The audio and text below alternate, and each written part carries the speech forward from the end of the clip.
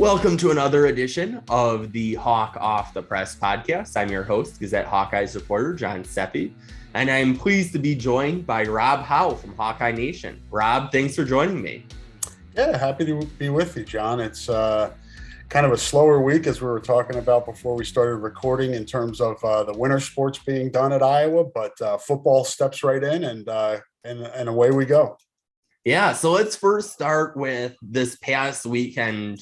Not quite an ideal weekend when you have men's basketball getting upset in the first round, women's basketball being upset in the second round, and wrestling finishing third, which usually you'd say third at NCAAs. That's great if you're looking at it really from a distance, but obviously the expectations for that program are to be number one in the country.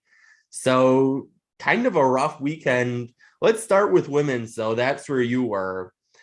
It seemed like on paper going into it, like, okay, let's start talking about that Greensboro matchup next week against Iowa State. And then Creighton kind of said, hey, not so fast. Yeah, and again, we talked a little bit before we started recording just on the dynamic of that game, of Creighton being Iowa's yearly secret scrimmage. And for those folks that don't know, there's a closed scrimmage before each season. They usually do an exhibition that's open at Carver Hawkeye Arena, at least one of those, and then they'll do a secret scrimmage. And the men's do the same thing. The men's have switched around. They've done Bradley before, but oftentimes like another school in the region. And it just looked to me like the Creighton kids were not intimidated at all. They were used to playing against the Iowa kids.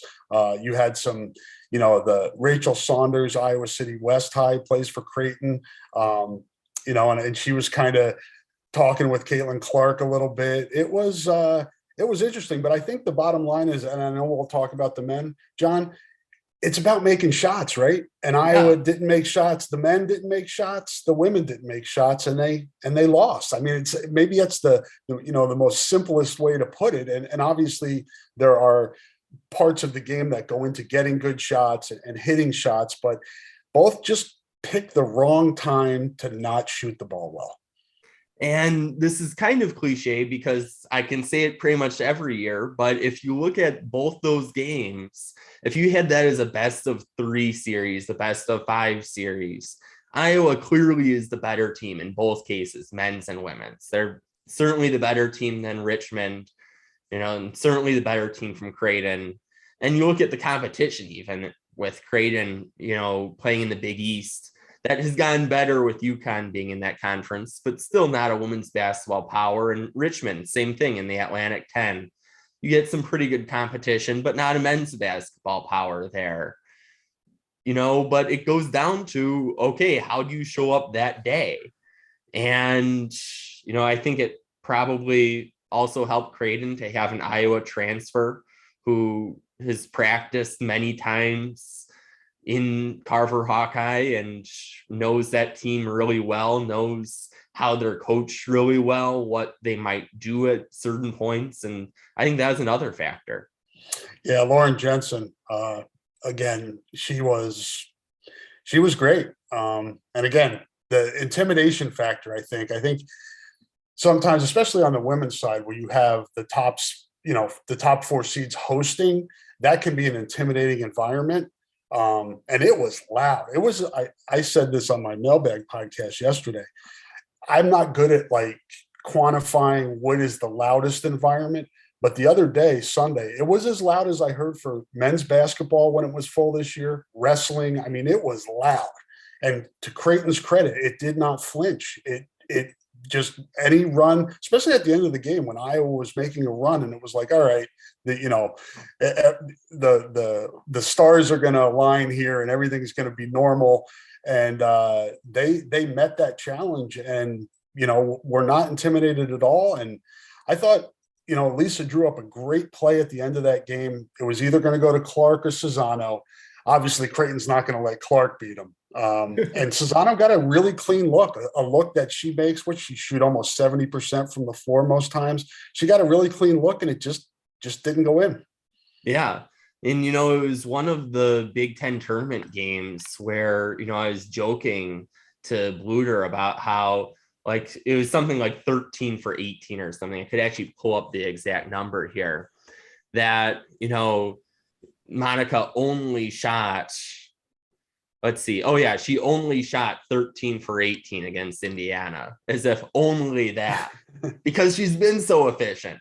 Yeah. So on paper, you would have thought that would have probably been a pretty good chance there, but sometimes the shots fall and sometimes they don't.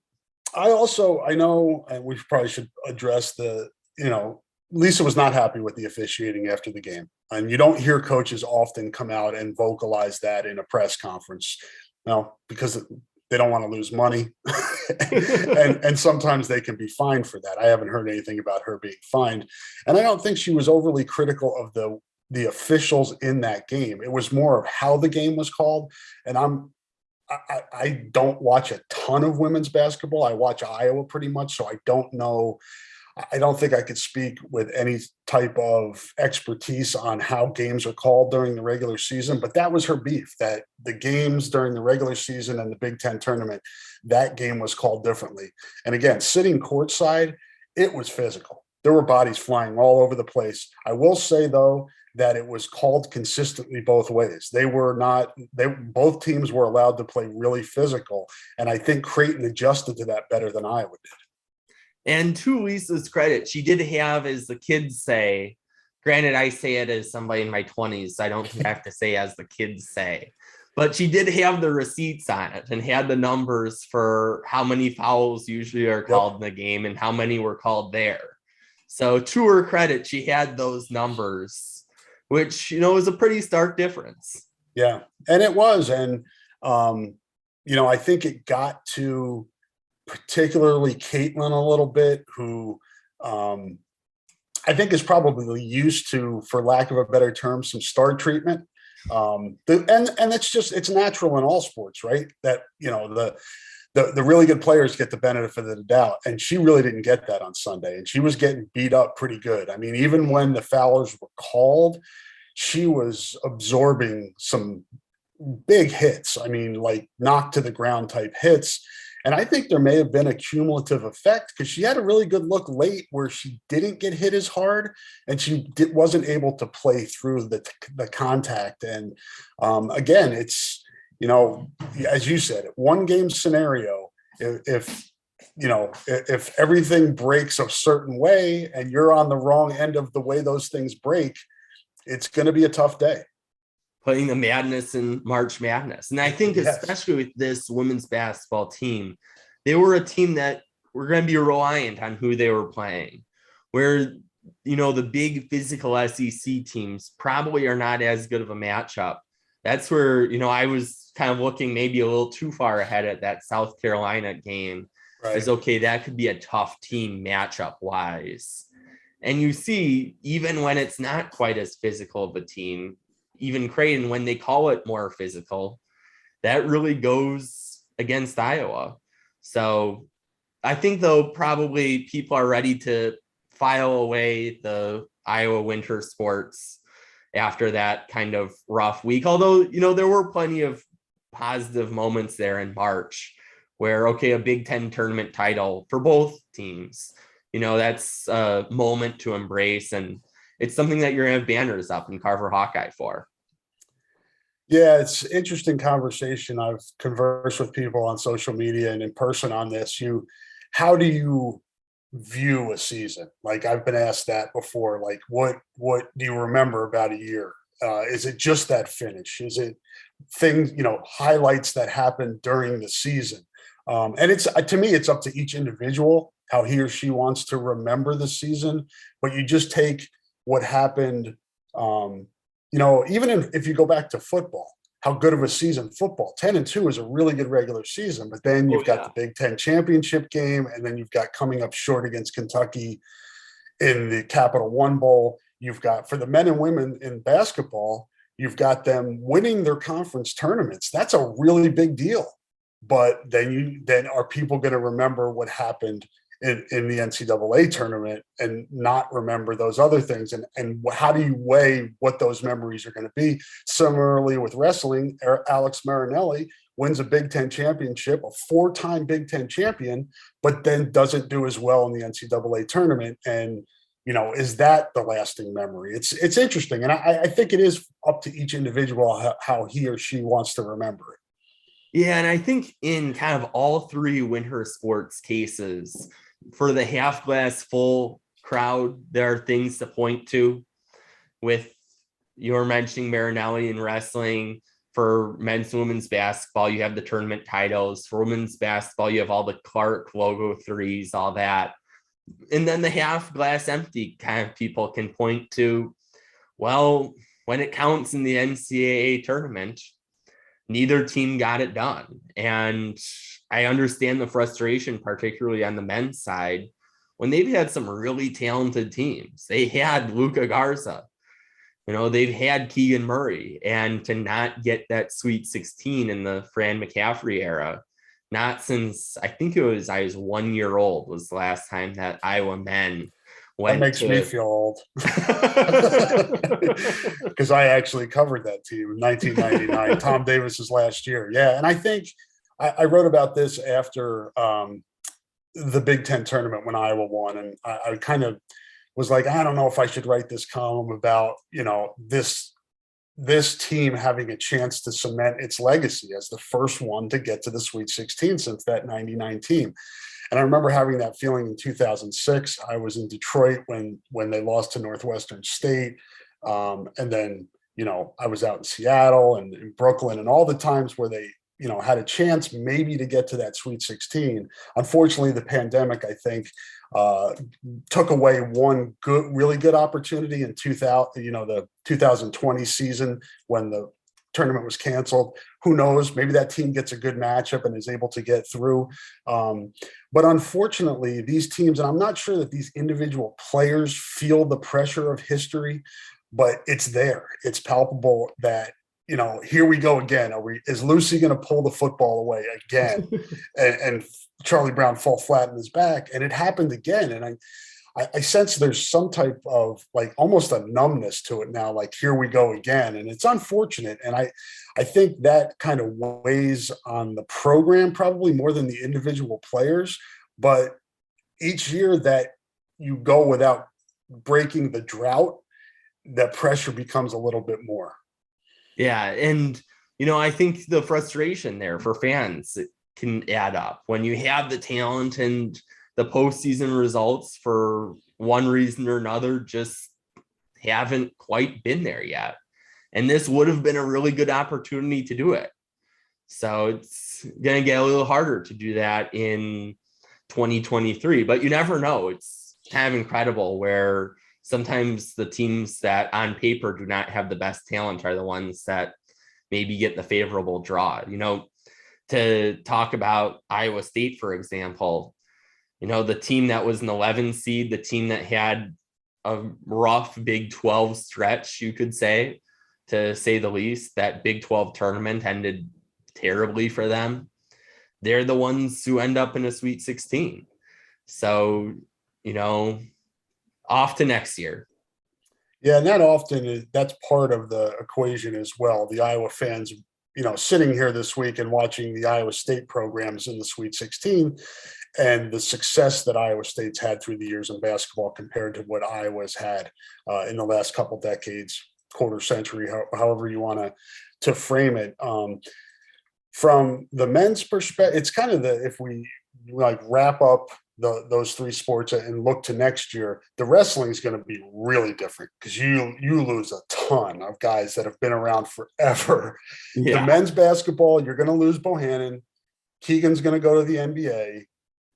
You're still going to have a decent foundation there on which to build, and you still have a chance to have a pretty good season. The women have everybody back, and people can look at that and say, all right, we learned our lesson, we're ready to take the next step next year. So it's interesting, the dynamic of the women, the men's basketball, and then wrestling, how you have kind of one team that's going to look exactly the same, one that's going to look a lot the same, but going to be missing at least two big components, and then one that's going to look completely different. Oh yeah, it's kind of wild with that. And that's I tweeted about it after the women's basketball loss. That's the silver lining for women's basketball is right now, barring anything the transfer portal, I feel like I have to put that asterisk on everything. They're going to have pretty much everybody back. And you have this experience build off of. I'm sure it'll be kind of something that will they'll have some time to reflect a little bit on this season, and they get another chance, which you usually don't get. So it's going to be a special opportunity there. Yeah, no question. And the one aspect of that you wonder about, how do you deal with that pressure? Because they're going to be top 10 at least, if not higher, coming into next year based on what they have coming back. Oh yeah, and that can be a bullseye there. Yep.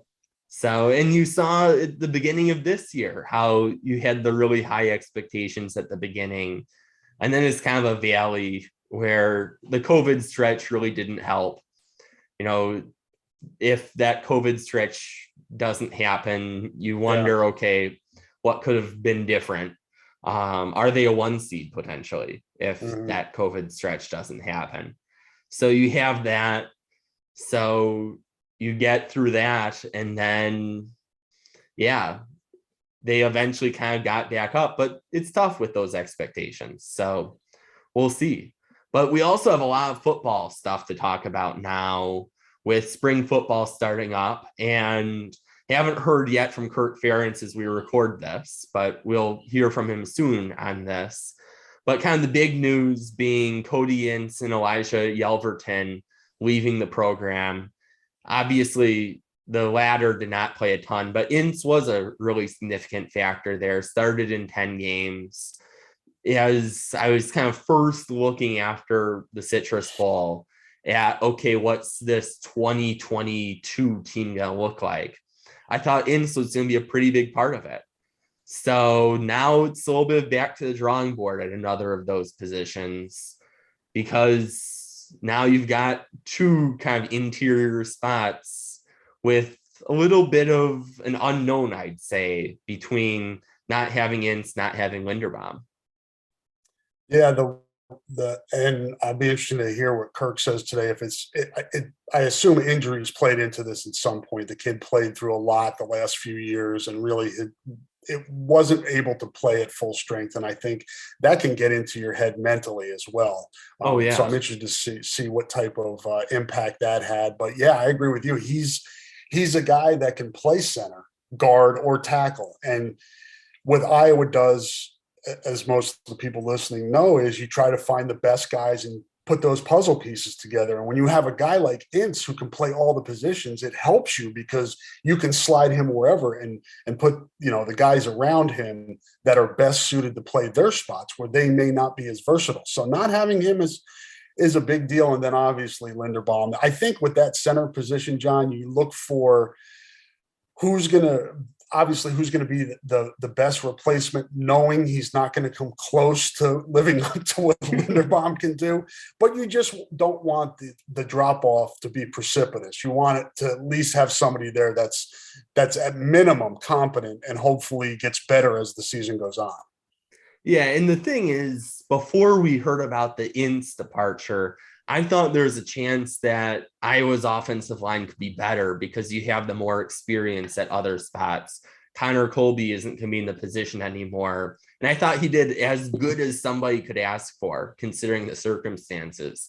But he was still going from in fall 2020 playing high school football at Cedar Rapids Kennedy to 2021 playing in a Big Ten championship game against Michigan. That's a tough progression there. So, I think it helps that you have the experience at the other spots that, as you said, just kind of getting that serviceable level at center, I think works. You don't need to have, obviously you wouldn't mind having it, but you don't need to have that all-pro best center in college football by a wide margin to have a good year. Yes. And I think you hope that, that the saying of, the sum of the parts, or the whole's greater than the sum of the parts, and you lose a guy like Linderbaum, you're losing your best offensive lineman. But can those guys come back that are coming back, that got experience, take their games to another level? And I think sometimes we forget about that, John, that these are college kids, these are guys that develop, these are guys that get better year to year. You're not looking at who the given player was last year and how he performed. You're looking at how he can perform based on another off season. And like you said, I think Mason Richmond had it, given that he was a redshirt freshman starting at arguably the hardest position on the offensive line. I think he held up really well. He dealt with some injuries late, but I really like his potential. Justin Britt is a guy who hasn't been able to stay healthy, but it was a guy that they considered playing as a true freshman. So the foundation is there for a lot of these guys. Bo Stevens is a guy I've heard good things about. Ellsbury's and David Koff came in highly ranked. I think what we're seeing now on the depth chart, and this is probably a good time to put this caveat in there. This is not written in pen. And there's going to be, I think the competition on the offensive line is going to be really intriguing. Yeah. This is pencil, like lightly in pencil. It's not like I can write this even firm in pencil. This is okay, I'm probably going to need to erase this 3 times, like that level of pencil. So, and you were mentioning Justin Britt, he, might have a little more of an opportunity this year too. Now that Ince is out, he could step in.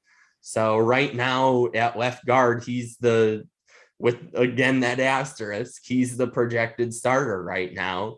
So right now, if you have, just based on who they currently have starting, Richmond, Britt, Ellsbury at center, Colby, Plum as your offensive line in 2022, you'd probably feel pretty good about that group.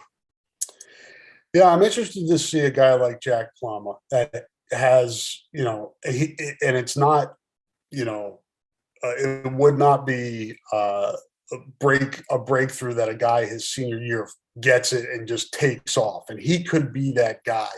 And that would be huge, because right tackle was an inconsistent position last year for Iowa.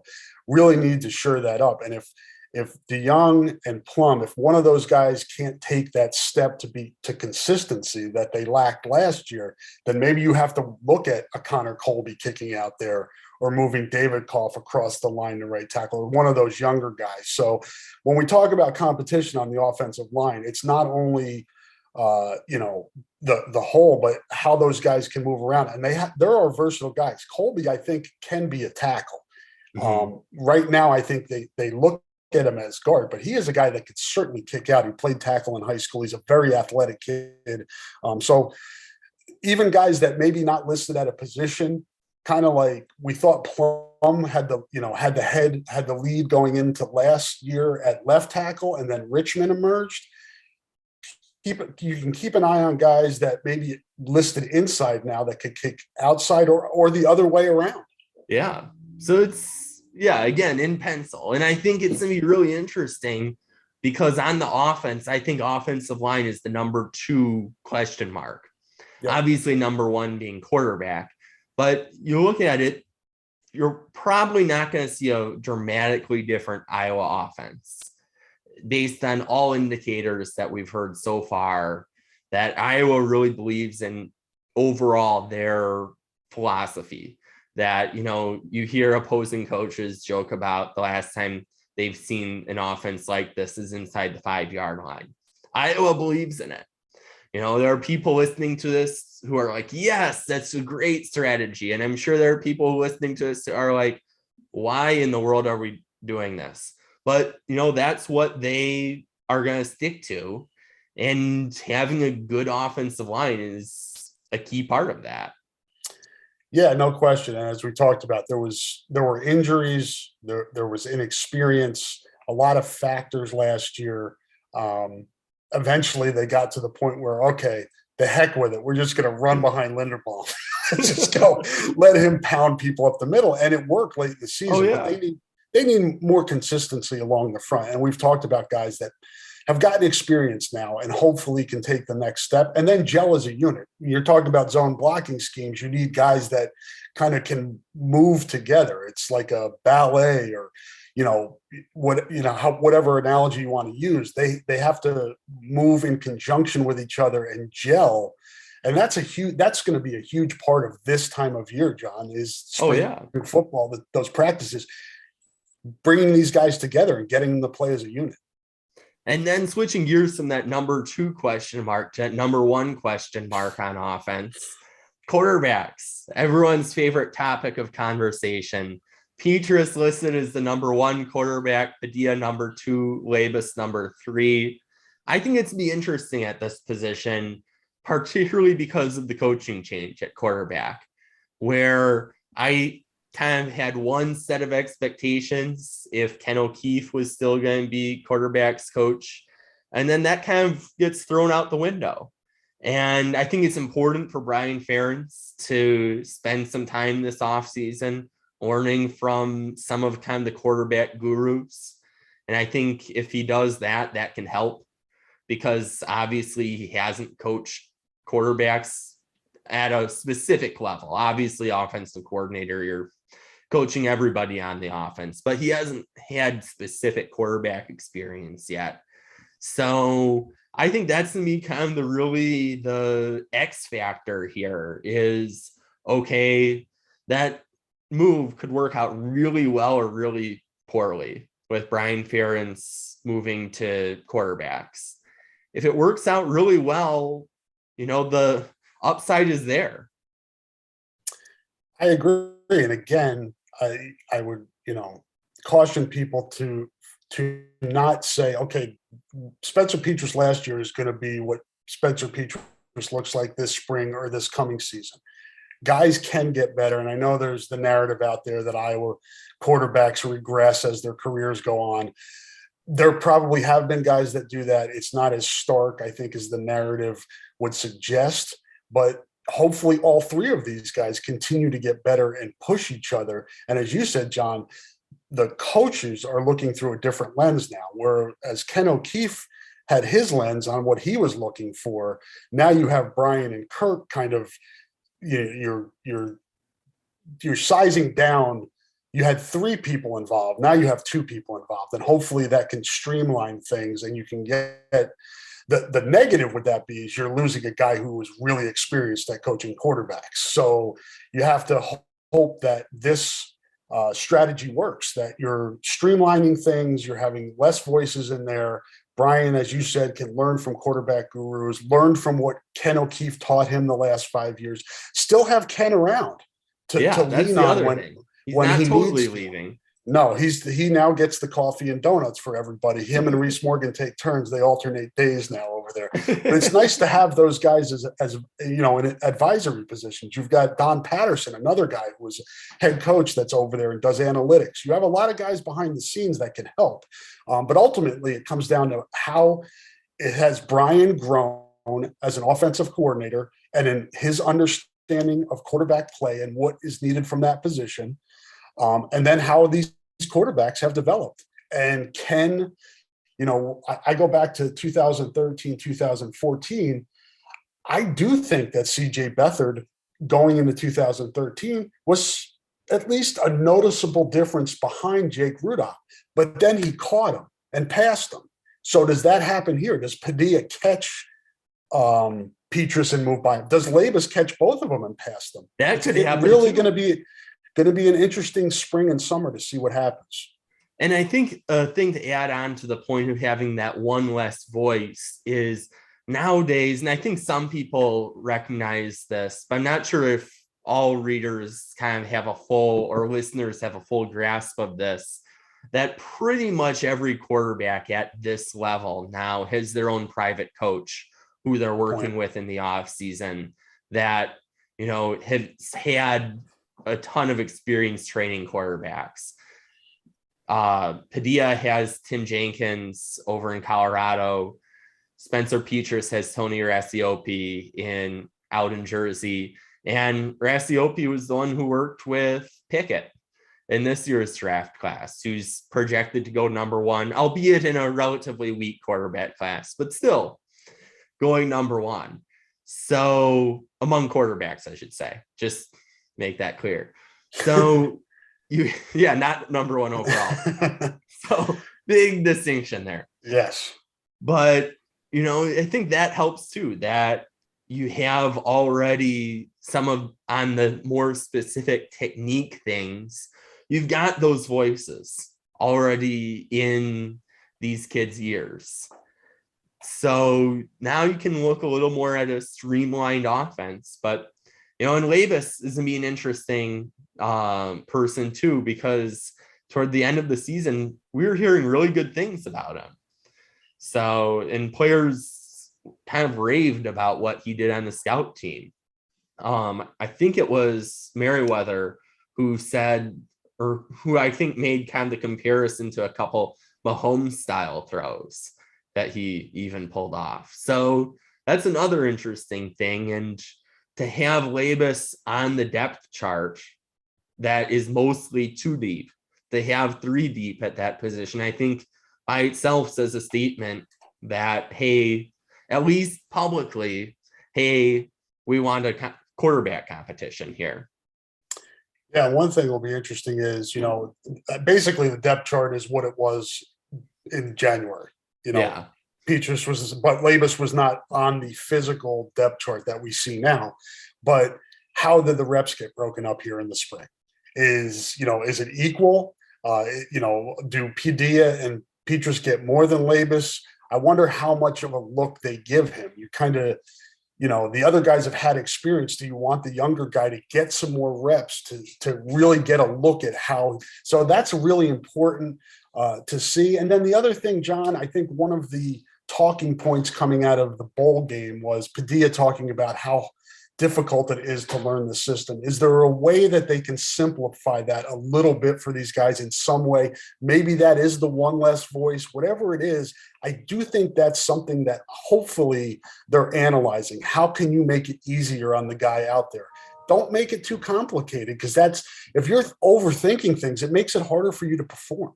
Yeah, and I think Padilla said it's like 1.5 years it took him to fully learn the offense, which when you look at it, that's a tough learning curve there where, okay, if you need improvement at the quarterback position, okay, they arrive and now add 1.5 years before they can really start producing.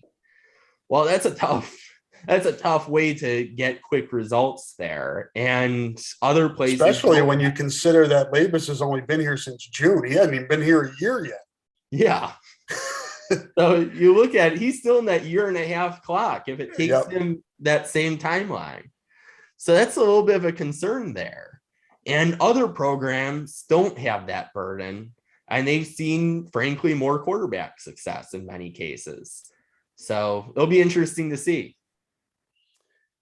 Yeah, I look forward to it. I don't look forward to it being beaten to death this offseason, because this is what the conversation is going to be. We started talking about the offensive line, and some people will talk about that, but I think this quarterback competition is going to be ultra magnified. But I think, and you know these guys as well, they're equipped mentally to handle this. I think they especially Padilla and Petrus, they've been in the fishbowl now for a couple of years. So I think they'll be able to focus on what needs to be focused on and not worry about all this outside noise. Yeah, and especially Petrus, you look at the way he handled everything in 2021. He was, I think Padilla had the benefit of sometimes the backup quarterback is always the most popular person in the fan base. Petrus was really under the microscope, and the way he handled it, we gave the Duke Slater Golden Gavel Award to Kayvon Merriweather, very deserving. That's who I voted for. But Petrus also had a pretty good case for it. Yep, and also, had Kayvon not been so great, would have been a very good person to vote for, because he handled it really well. And, he takes some wisdom from Ted Lasso about being a goldfish. So I was kind of thinking to myself, as you were saying fishbowl, fishbowl in a couple ways. So Yeah. I think that helps that, okay, this is a guy who has seen everything. He, was really patient, frankly, with the fan base as they're ready to throw up the pitchforks. He let off a little bit of that frustration after the Citrus Bowl, very understandably. And I think had a good message that's important to remind everybody about, remember that he's a human being. So, it's easy to tweet at people. So yeah, he's used to it though. Padilla had to get used to it. So he didn't have much of a choice. And they're good friends too. So I think they're Oh, supportive yeah. of each other, which really helps. And I'm sure I know they won't be like, let's ignore the young guy and not help. They want what's best for the team, and they're going to help Joey Labus as much as they can. And that's really the environment you want. So hopefully the environment allows the best guy to emerge. And you were mentioning the Petrus Padilla friendship. One of the first nights, I can't remember if it was the first or the second night, the players had some free time in Orlando. I believe it was the second night that they were there, first full day there. The players had some free time. I saw a bunch of them on International Drive that ended up at Shake Shack. So, gotta get the essentials there. But, of all the people that they could have hung out with, Petrus and Padilla just had dinner themselves. So, that, and I was talking to Padilla about it after one of their practices, and he gave a little bit of a hard time to Petrus about not being able to handle the spice of that meal. So that tells you, they're pretty good friends. And that's. And I also think the fact that Alex stayed around, because if you look at how the season ended, he got pulled against Nebraska, played didn't really, until things got out of hand, didn't really get in the Big Ten championship game. Was clearly the number 2 guy at the Capital One Bowl. Would have been very, I don't want to say easy, because I think that's sometimes dismissive, but you would have understood had he looked for another opportunity. Oh, yeah. And he believes enough in himself and the chance he will be afforded by the coaches to come back and compete with his friend. And I think that says a lot. Yeah. And you look at the numbers of how often, when you have 2 quarterbacks who both got some chances to play in games at the levels that Petrus and Padilla played this year, well, this past year now. It's weird now saying last year, I guess. So time goes by fast. But you look at it, when you have 2 quarterbacks who play as often as Petrus and Padilla did in one season, is at least in the Big Ten, when I was doing that number crunching before the bowl game, it's really rare for both quarterbacks to stay. And that's what's happening. So yeah, to their credit. So it'll be interesting. I think interesting to see if both stay into the fall. I get the sense that they will, but you don't know how what the feelings are going to be after going through spring ball. And the thing is, Iowa's been a little bit immune to it, but the transfer portal is a wild world. And really across college football, there should be that second kind of pickup of transfer activity after somebody thought that they might be, by the end of spring ball, the number 2 person at a position, instead they're the number 4. Yep. Or they thought they were the starter, instead they're the number 3. Yeah, they're gonna maybe want to take their talents elsewhere, which is dangerous right now, because the transfer portal is so deep right now that I feel like it's gonna end up being a game of musical chairs. Where it's the clock is different too, right? At each school, Iowa had the fewest guys leave in the fall of the Big Ten teams, but maybe it moves up higher after the spring, because if you look at it, and you know this, John, when you're looking at the guys that are on the roster, there are a lot of open opportunities right now that guys are competing for. And as you said, the guys are competing, I'm going to be the starter, I'm going to be number 2 on the depth chart. Oh no, after spring, I'm 4 or 5 on the depth chart. that changes things. Oh, yeah. You know, it will be an interesting few months. And I think defense is kind of a totally different storyline than the offense this year, because defense, you look at, there's a lot of experience coming back. The secondary will look a little different because obviously you lose Hankins, you lose Kerner, you have some departures there. So you lose Belton. How could I forget about Dane Belton, the leader in interceptions this past year? So you're going to have some different faces there. But for the most part, there were still players who were contributing. You have players like Jamari Harris, who were kind of thrown in because of injuries last year. That would have maybe been more of a question mark had that not happened, had Hankins not had the season-ending injury. So maybe that would be a little different. But instead, I look at all those starters, and obviously Quinn Schulte didn't get a ton of time at free safety, but he got some. Mm-hmm. But pretty much everywhere else, you look at those starters and you say, okay, yeah, you'd feel pretty good about them. Yeah, and again, I think as you pointed out, there's depth there and there's experience depth. That's the position where I'm looking at and saying, all right, how is this going to shake out? And where are guys? Because once you get into your second, particularly your third year, and you're not advancing, then you maybe question, okay, what is my path to playing time? I can help on special teams, but if I'm a Reggie Bracier, an AJ Lawson, or Sebastian Castro, you go down and they've got guys now that are 2-3 years in back there that have kind of helped on special teams and worked their way up. But how is all that going to shake out? And Riley Moss coming back, great for Iowa, but there were guys probably looking at that thinking he's going to go to the NFL, that position is going to be open, and now it's not. And you've got, a pretty good recruit coming in that plays in the secondary, that in-state guy. Fairly good guy. I think his name is Xavier Wampa. If he jumps, a few people might have heard of him. If he ends up jumping some of these guys, which he certainly could, I mean, then maybe some of these guys reevaluate, where they are. You've got, you mentioned Quinn Schulte, and Terry Roberts is still in the mix.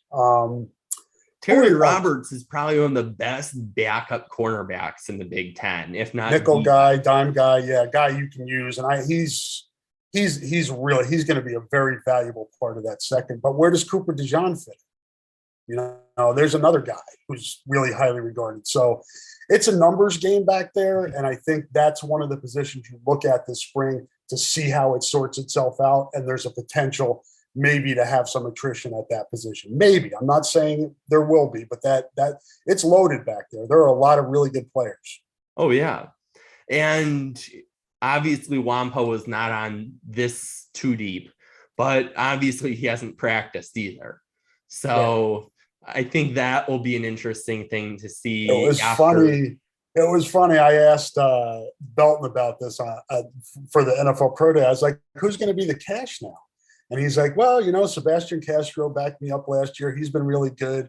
Jamari Harris has played it and been really good. And then he said, there's a true freshman coming in that I think has a chance. And I'm like, that's telling when they haven't even practiced yet.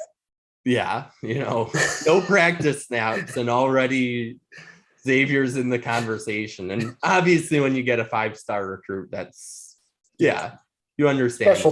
Special talent. And, those don't come through here very often. You don't see the AJ Epines's, Tristan Wirf types, but Xavier's in that conversation. Oh, yeah. So it'll be interesting. I'm excited to see what he does in spring practice. So we'll get to see next week the first 30 minutes. And then obviously they'll be a little more open at the end with that April 23rd fully open practice. That'll be a more public event. So that'll be an interesting situation to see. And I think on defensive line, you've got a lot of experience coming back. Obviously, Ben Valkenburg has gone pro. Well, he had to go pro. He ran out of eligibility. Already completed his master's. Impressive young man. He's an impressive dude. yeah, like was talking to Haas during the season about wanting to work in the State Department. And I'm thinking, man, that's impressive. I wasn't thinking that big. I'm still not thinking that big. So, but you got Joe Evans there at that position. You've got Deontay Craig. You've got some options there that played already. Obviously, defensive line, you see a lot of rotating at that position. So the people who are going to fit in there aren't totally shockers there. And then at the interior, you've got Lucas Van Ness, who's a second teamer despite having a spectacular redshirt freshman year. So you've got a lot of talent there. Yeah, I thought Logan Lee emerged too as the season went on. He was one of those guys we talked earlier in the pod about guys developing. They can do it within a season too. And I thought he really did. I thought Noah Shannon was solid. Van Ness, I think the defensive tackle spot, and that maybe led maybe to considering moving Logan Jones, who we didn't talk about, moving him over to center, is that depth at defensive tackle. Because Logan Jones, I really like. I watched him at a camp when he was, I think it was before his junior year in Chicago. It was the Under Armour camp, and he was competing with older guys. And I'm like, man, this kid's got a chance. And Iowa maybe had just offered then or was about to offer. And just the leverage. He's a typical Iowa guy. And I'll be interested to see how he does at center. But I think the question on defensive line, John, is where does the quarterback pressure come from? Mm-hmm. You know, Van Ness was really that guy last year. Are there guys there? Van Valkenburg, I should say. He was the guy last year on that. So is it Joe Evans? Is it Deontay Craig? You know, can Wagner be more consistent there? Max Newellen's a guy we don't really know about yet. He's a redshirt freshman from Urbandale. Interesting. I mean, I have a lot of faith in Jay Neiman and Kelvin Bell, particularly in developing defensive line. We've seen it enough now that they've been able to do that. But the pressure from the outside is really, for me, what I'll be one of those areas I'll be looking at on April 23rd. And then I think the one area where I don't have really any questions is linebacker. Yeah. Like you've got Campbell coming back. He never wants to leave the field. You got Seth Benson, who, you know, does not look like Campbell in terms of Campbell looking like he came out of a war zone when he's done with practice or done with a game and meeting with the media. And he's got like the over under on like scabs or something are probably 2 or 3. So, but still a guy who's on the field all the time, really durable guy. And then you've got Justin Jacobs back too. So that you're probably not worried about. You're not worried about punter with Torrey Taylor. You're not worried about punt and kick returns with Charlie Jones. It'd be interesting to see who maybe becomes that heir apparent on the return duties, because obviously Jones won't be here forever. After next year, he's gone. So that'll be interesting. And then kicker will be a little interesting too, because you've got a little bit of competition there potentially. I think Aaron Blom is going to probably get that one, but Drew Stevens, the true freshman, has, you know, it's hard to tell because we see these social media clips and it's hard to judge too much off that, but somebody who certainly has a lot of talent. Yeah, and he turned down some scholarships to come here and walk on and pay out of state tuition. And he, you know, he's highly regarded. And I think, you know, it'll be interesting because I think this is the, you know, we talk about how long certain competitions will last at quarterback, at, you know, at center, maybe some positions around the field. You'd say, okay, how long is the competition for the starting spot going to last? Kicker's probably going to go through summer camp because they chart those things. And my guess is these guys are probably going to perform pretty close, kind of like Keith Duncan and Caleb Shudak did 2 years ago, and Duncan just edged him out. So, and I think you want that. You want to put these guys in as many competitive situations as you can. So April 23rd will be an opportunity, Kids Day, whenever you can put them in front of a crowd, even if it's not the 70,000, and see how they perform, that certainly factors in as well. Yeah. So got a fun spring with plenty of interesting storylines ahead. Yeah, no question. Always look forward to spring football. And I always tell this story. I don't always tell this story. I've told this story. It was Kirk Ferentz's first spring practice, and there wasn't anybody, hardly anybody came out to Kinnick. It was an open practice, and the band was there. So the band's playing and playing and playing, and then the practices are going on and on and on. So eventually all of the band left except for the tubas. And they stayed towards the end of practice, and they were playing the fight song. And that was one of the things that I always remembered in my mind. Like, this was like 99 or whatever it was, 99. Yeah, 98 into 99.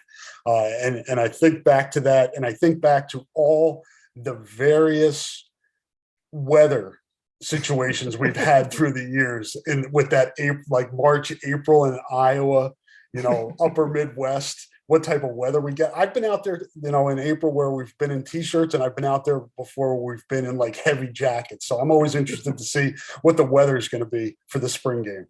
And I got like really lucky with year one on the beat with weather in the fall.